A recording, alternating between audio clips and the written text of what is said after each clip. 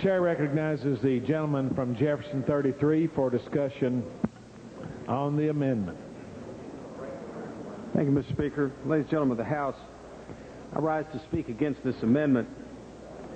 The amendment really gets to the heart of the bill and addresses, again, a lot of the concerns that women who have been through this process have expressed to us in these committee hearings about being rushed into this procedure, being rushed by boyfriends, parents, the clinic, various and sundry advocates without a period of reflection to think about what they're doing. The gentleman from Jefferson 30 up there, my friend, said he's never heard this kind of testimony. Well, that's because he's never deigned to have these kind of hearings in his committee. That's why these abortion bills don't go to his committee anymore, because they don't get a fair hearing or a hearing at all. And I want to take this opportunity to thank the gentleman from Bell who has, even though he is opposed to these bills, he's had very fair, even-handed hearings with equal amounts of time to each side for 2 sessions now. A&R, gentleman from Madison, has done the same thing when they were referred to him, and that's the way the process should work. But that's the testimony that we've heard. Now, the gentleman from Floyd talks about the right to choose. What are they choosing? That's the issue here. What are they choosing to do? They're making a decision unlike any other in life. Certainly in life, if not in medical practice. They're terminating, I hate to use that word, but terminating a pregnancy electively. They're ending the life of their unborn child. Don't you think that deserves 24 hours of reflection? Don't you? As a matter of public policy, what's wrong with that? That's this time tomorrow. That's a grain of sand on the beach of time. Years ago in this movement, they tried for 48 hours. And the Supreme Court said, no, you can't, that's too long. But now you can do 24 hours. That's constitutional. Ladies and gentlemen, I want to talk a minute. I don't want to talk about the Constitution. This debate today, if anything, has been too antiseptic. You want to talk about the Constitution, the Casey decision, committee meetings, testimony, floor amendments. We're talking about this kid right here. I passed out the picture so all of you could see him. This is a name. This is a face. This is a person. Daniel. My wife and I are very active in an organization called Birthright. And last month, in a fundraising letter, they sent out this picture.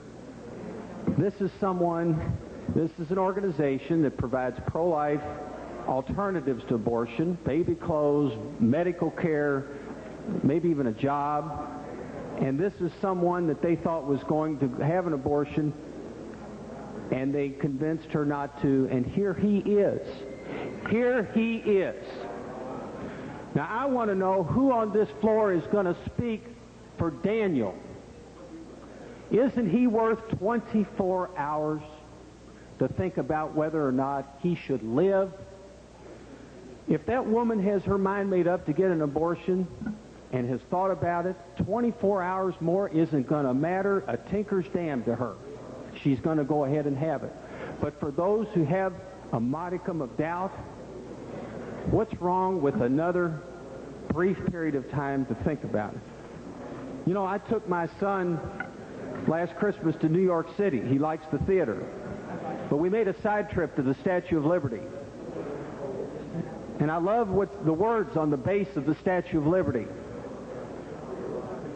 Give us your huddled masses, your teeming refuse, your refuse. That's a nice 19th century word for garbage. Give us your lawyers, your doctors, your university professors if you want, but we will take your garbage too. Because America is the only country in the world, ever has been, that stands for the proposition that all life is sacred, that everybody counts, everybody's got a shot, including this fellow. And that's why I've stood here for 19 years and spoke time after time for these people, these babies, these defenseless, innocent, had nothing to do with how they were conceived. For the 4 children that were put in my arms, that my wife and God gave me.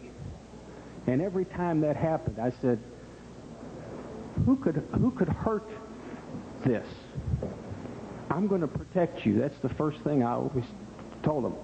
I'm going to protect you. That's what we're supposed to do.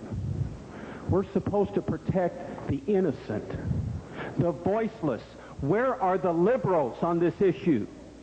The traditional defenders of the victims in our society, the voiceless, the defenseless, that don't have lobbyists, can't come and speak in front of a committee, don't have a PAC, don't have the clout